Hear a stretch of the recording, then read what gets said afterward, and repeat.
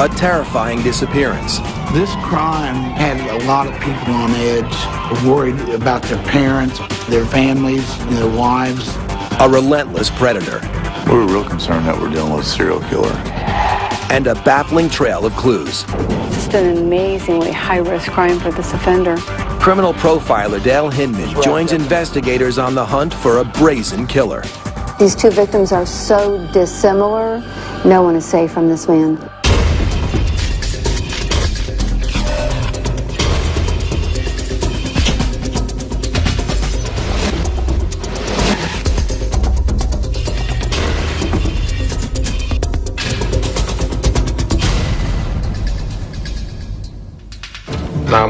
What's your emergency? In Portsmouth, Ohio, 72-year-old Evelyn Howard is reported missing by her daughter. 73. Need to go out to 139 Eden Park, be the Howard residence. 732473.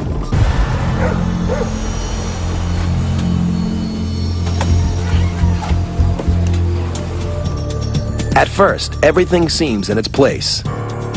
But then, Sergeant Sean Sparks of the Scioto Sheriff's Office makes a disturbing discovery. In the back bedroom, on the floor, I noticed some blood blotches, and the mattress along with the blanket was missing.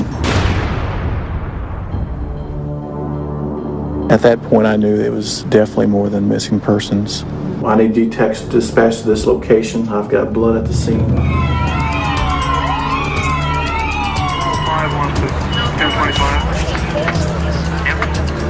Captain David Hall and Chief Deputy Huey Blair take over the investigation.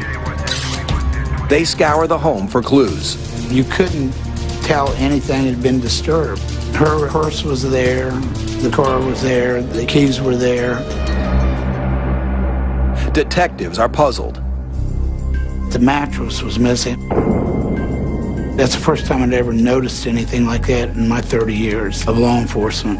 Was that all you found? We may have found something here on the bed, we're not sure. As the CSI processes the scene, the canine team is called in. The canine tracked from the side of the house to the front of the house. We were hoping that the canine is going to keep on going somewhere, but it actually stopped by the roadway, which indicates that she was either put in a vehicle or she got into a vehicle. Right there. The veteran detectives know in a missing person case, the first 48 hours are critical. If they have any hope of finding Mrs. Howard alive, especially if she's been injured, they must act fast. Officers canvass the neighborhood. I'm Sergeant Sparks with Soda County Sheriff's Office. You know she has a boyfriend or Not that I'm aware of. Maybe one of them seen strange there or witnessed a vehicle or maybe a visitor that came to the house. Anything that may help us in the crime itself with you. The search for leads goes nowhere. Please let us know, sir. Thank you for your time, sir. Thanks. But they do gain some insight into the missing woman.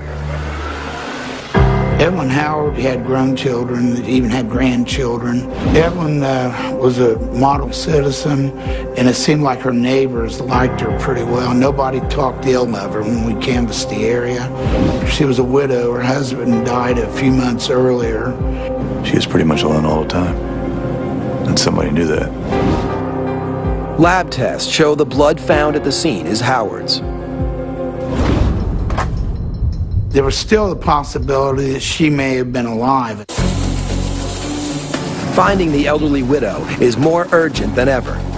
Highway Patrol provided a helicopter for us, and we flew the area around there, probably a 5 or 10 mile radius, looking for anything. But the search fails to turn up a single lead.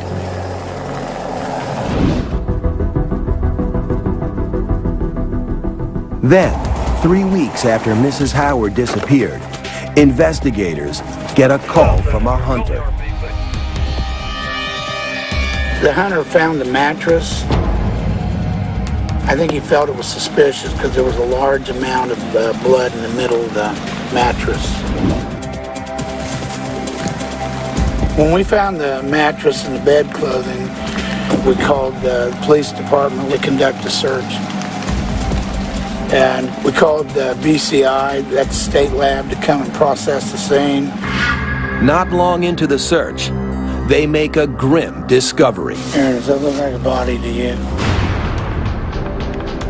I saw a white object down at the foot of the hill, and then I climbed down and I seen that it was a body. 7302, 73. It's the body of an elderly woman, wrapped in a comforter and bound with rope. Advise everyone in the search. We think we found her. The medical examiner confirms it's Evelyn Howard. The missing persons case is now a homicide investigation. We hated it that we had to find her like this, but then we were able to focus more on what we had to do. The next day, Detective Blair gets the autopsy results. The elderly woman had been sexually assaulted, beaten, and strangled. She has a nasty cut over her cheekbone, So that would have caused a lot of the blood on the mattress? Yeah, anything on the face bleeds a lot. And the killer left his DNA at the scene. The autopsy is going to pick the cause of death is strangulation. In the state of Ohio, when we find DNA evidence like this, we can run that against anybody that's been incarcerated in the system. But there's no match. Nearly a month after Mrs. Howard's murder, detectives still have no suspects. And the chances of finding her killer grow slimmer each day. Using her insight into criminal behavior, Special Agent Dale Hinman has helped police crack countless homicides. When I reviewed the case file, I realized what great lengths the offender went to cover this crime. This suggested he probably knew this victim, and he may do this again. Can a visit to the crime scenes put investigators on the killer's trail? Evelyn Howard has been sexually assaulted and murdered, but investigators are short on leads.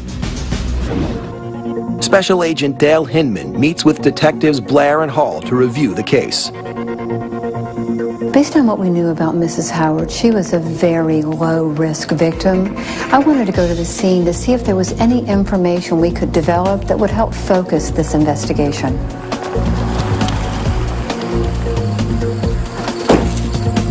This type of neighborhood, we never had any type of crime in that neighborhood. I mean, it's a pretty low-key neighborhood.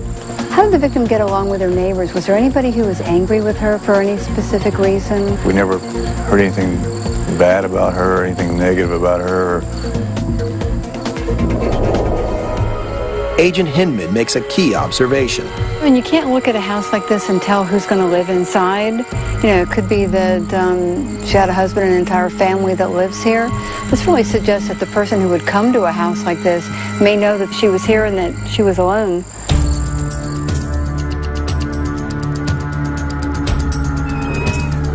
I want to show you where the assault took place in the bedroom. When we got here, the mattress was gone. All there was springs, the frame. There was blood splatters on the wall.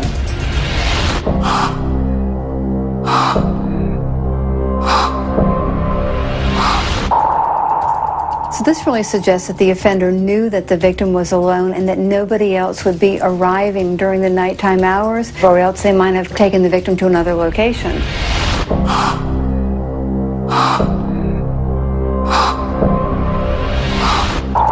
And also the fact that he must have had a vehicle, a truck or a van, that's large enough to carry the mattress and the victim and all of the bed clothing in one trip. I believe you're right, because we didn't have no signs of anybody seeing anybody taking a mattress or a body out. The front of the residence is very well lit.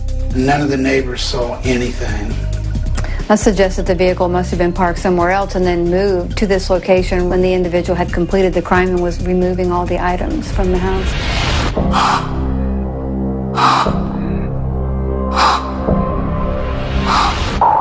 When the victim's daughter came, the deadbolt was in the open position. There was no forced entry.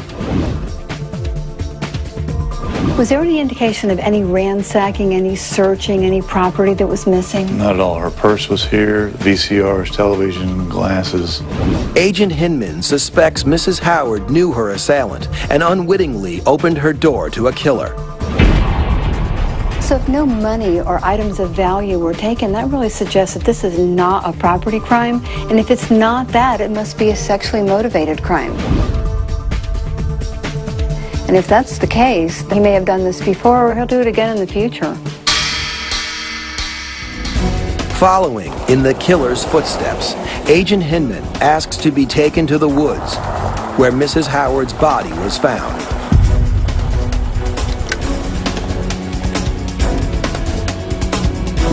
Right here is down over the bank is where we found the body. We found a mattress on up this road here. It's probably 20 miles, give or take, from her residence. Well, and it seemed like about the last 10 miles were these narrow country roads. This is just an amazing distance for the residents to bring her all the way out here.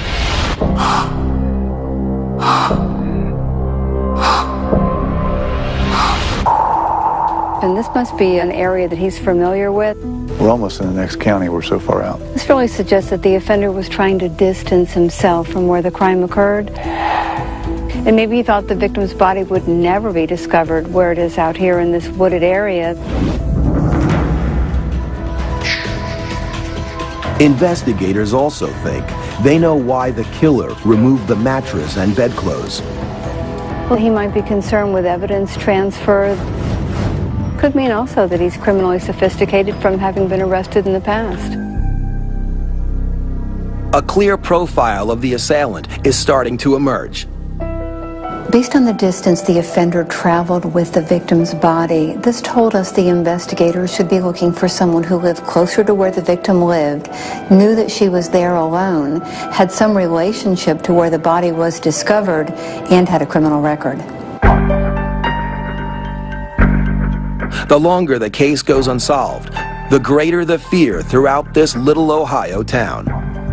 This crime upset a lot of people because it was a middle-class neighborhood. And then I think it had a lot of people on edge, worried about their older parents, their families, and their wives.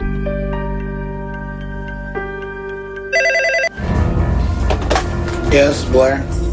Calls continue to pour into the sheriff's department's tip line.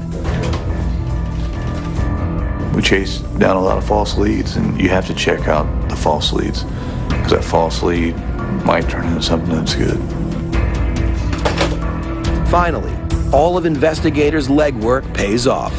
One of the tips led us to a drug dealer that had property located near where we found the mattress.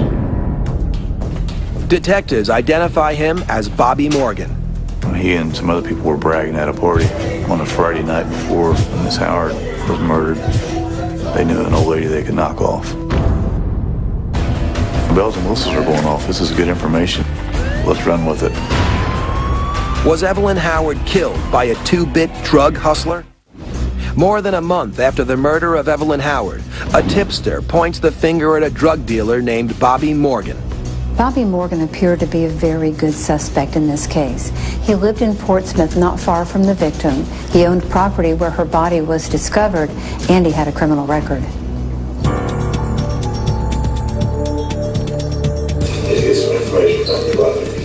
We brought the suspect in. Captain Hall asks Morgan to give a DNA sample to prove his innocence. And, of course, he denied any involvement. Individuals who use drugs are often very suspicious when they're asked to provide DNA. They think that law enforcement only wants the DNA to determine if they're using drugs, when in fact all they want it for is for elimination purposes. And then we asked him to take a computer voice stress analysis, and he wouldn't take it. Hall bears down on Morgan, and finally he agrees to a DNA test. The whole investigation hangs in the balance. But when the results come in, detectives are in for a surprise. The DNA from the victim did not match the suspect's DNA. Their prime suspect is released, and frustrated investigators are quickly running out of options. Back to square one. I'm going back talking to the family again. Back to re-interviewing everybody we've interviewed already. We're starting over again. But months turn into years without a single break in the case. and it seems a stone-cold killer has gotten away with murder.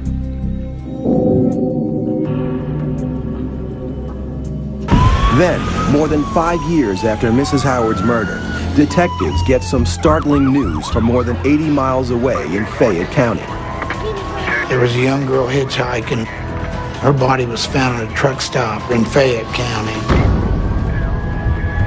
They obtained DNA from that case. BCI came up with a match with the suspect's DNA to our case.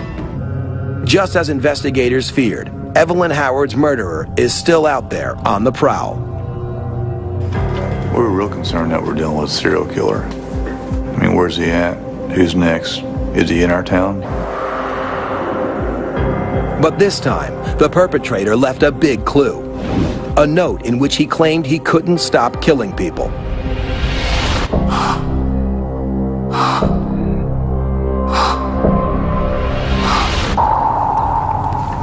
Special Agent Hinman rejoins the investigation. So you have a case-to-case match between Mrs. Howard and this victim. Is this victim similar in any way to Mrs. Howard? Not in very many ways, no. She was beaten and strangled, but that's probably the only similarities. The hitchhiker seems to be a complete stranger to the offender, someone who was just in the wrong place at the wrong time. I think we all realize that Mrs. Howard was a targeted victim, but this sounds more like a victim of opportunity. That's what it seems like. And something else stands out about this murder, the puzzling message left behind. This note was found at the convenience store across from the truck stop. I'm going to kill a lot of people soon. Please stop me. I have killed people before. I cannot stop myself. Help me. So I won't do the things I have to do. Is the note a cry for help? Agent Hinman doesn't think so. Well, the fact that this individual left it in a convenience store where it may or may not have been found, this doesn't really suggest to me that it's a cry for help.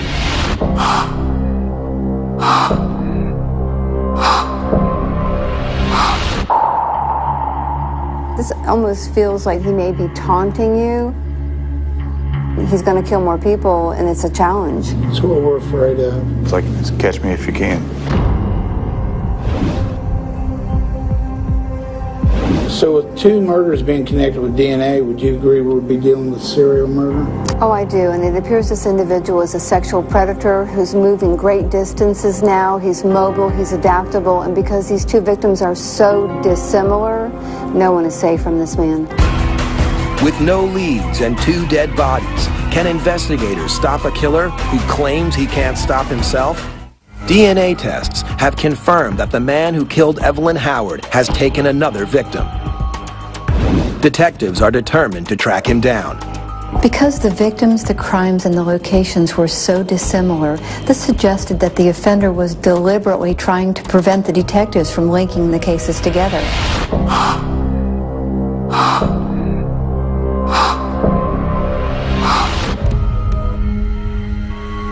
We're dealing with some type of sick, perverted person. No way to know who's next. Is it going to be a kid? Is it going to be our neighbors? For the next few weeks, investigators pour through the Ohio State Criminal Database, looking for other crimes that might be even remotely related to their investigation. We didn't find anything that would give us any leads to our cases. Then, finally, 6 years after the widow's murder, 911, what is your emergency? and 1 year after detectives found the hitchhiker's body, I believe it was like 4th of July weekend, our detectives made an arrest of one of Mrs. Howard's neighbors for sexual assault on a minor. the man's name is Daniel Payton. At the time Mrs. Howard was murdered, he worked as a foundry worker here in Portsmouth. Whenever the Fayette County murder happened, he was a truck driver traveling mostly in Ohio. Just as Agent Hinman predicted, his second murder, targeting a hitchhiker, would have been a crime of opportunity. Detectives get a warrant to search Payton's home and collect DNA evidence. We took the sample to BCI. They compared it to our case and the Fayette County case, and they came back a match. I had prayed about this case a lot, and then the break that came was just, to me, miraculous. As investigators theorized, Daniel Payton did live in Mrs. Howard's neighborhood. He knew that she lived alone. He had access to a truck on the night she was murdered, and he was very familiar with the wooded area where her body was discovered. Daniel Payton pleads guilty to the murders of Evelyn Howard and the Fayetteville hitchhiker. No one knows how many other lives he's claimed, but now his killing days are over. He's currently serving 2 life sentences. It's very rewarding for law enforcement to finally get their guy. Evelyn Howard was a loving mother and grandmother, and she should have been able to spend the rest of her life with her family around her. Thanks to the skill and perseverance of the investigative team at the Scioto County Sheriff's Office, Daniel Payton is locked up for life.